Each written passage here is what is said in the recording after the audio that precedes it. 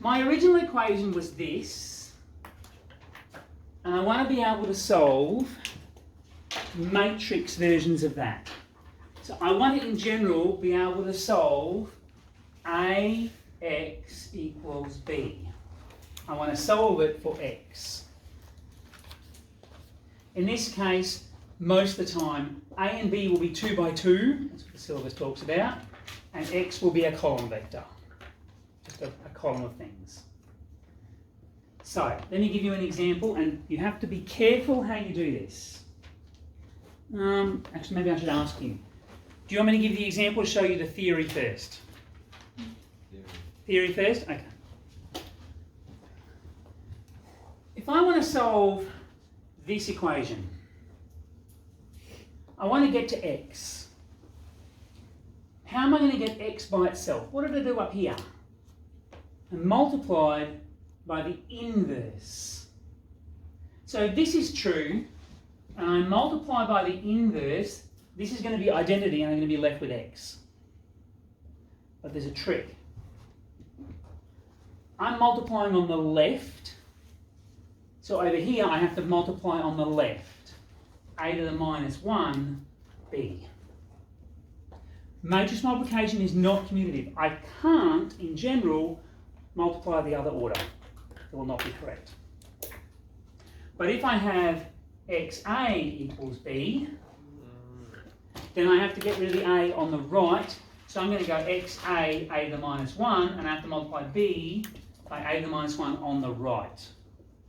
Pre-multiply or post-multiply, depending on the situation. Now I'll give you an example.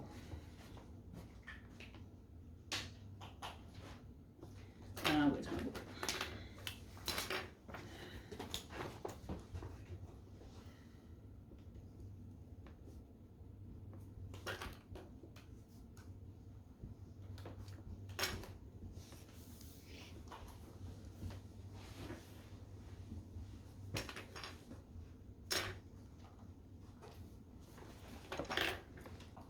So this is 2 by 2, this is something by 2, and this is 2 by 2.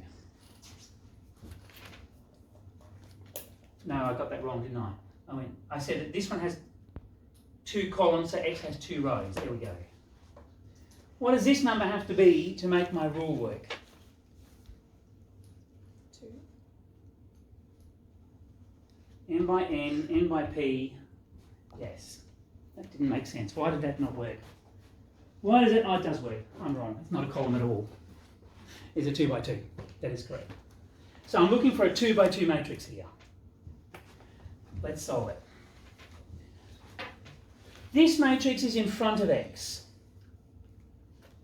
I want to get X by itself, so I have to multiply by the inverse, but I'm doing it on the left. Okay? So first I need the determinant of this matrix. Let A equal 1, 1, minus 2, 0. Then the determinant of A is 1 times 0 minus 1 times negative 2, which is 2.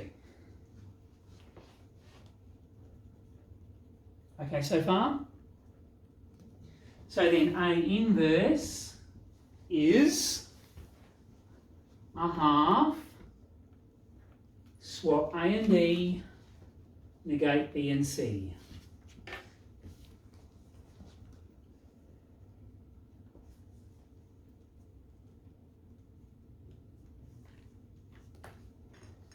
Hopefully by this point you're comfortable doing that.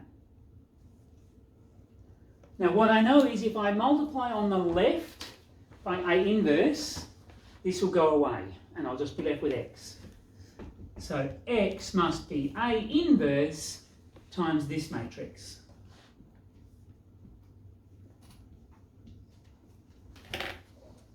Your turn. Have a go. Work out what X is. A half, 0, minus 1, 2, 1, times 5, 2, negative 6, negative 2. Multiply out, and you will have solved for x as a matrix.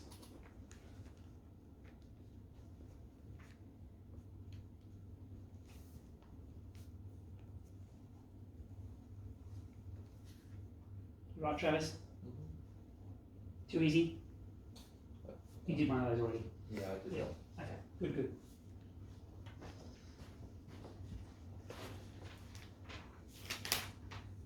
You can probably do 8.4 if you want.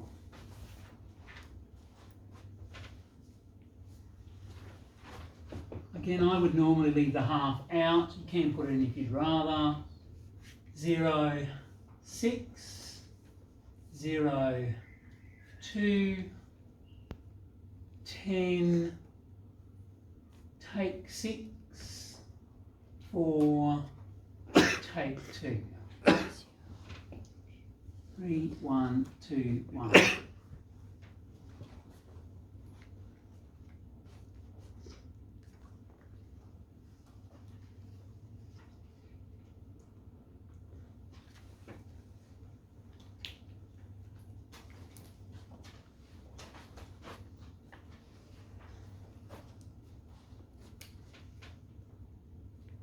Not too difficult.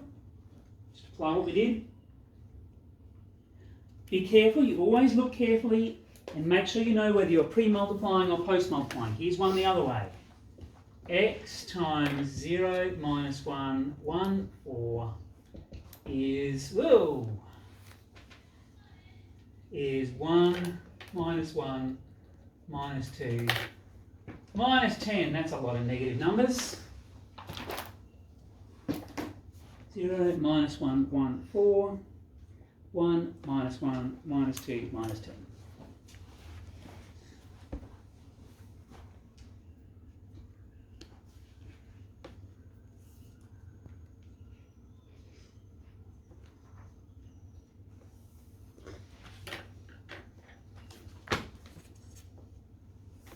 So, Mm-hmm. where did the 0, negative 1, 1, 4 come from?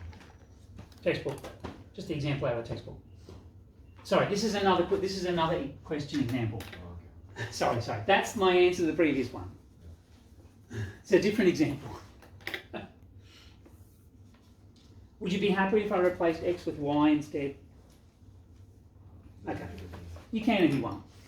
So you look carefully and you go, x times something, I have to get rid of this one by multiplying by the inverse on the right of x. So I have to multiply on the right over the other side. Post multiply. So let a equal 0 minus 1, 1, 4. Then my determinant, I'm using a different notation just to help you be ready for whatever it comes up. My determinant is going to be 0 plus 1. Well, that's an easy one. So my inverse, 1 over 1, you don't have to write that, I'm writing it to make it very clear. Swap A and D, negate B and C. But I don't need to actually write 1 over 1.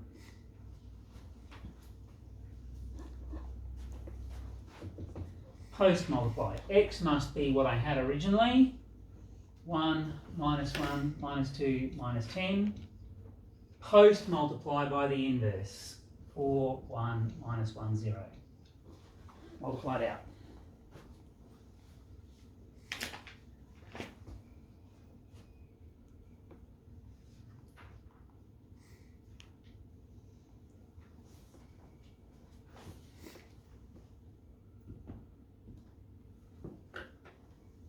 Four plus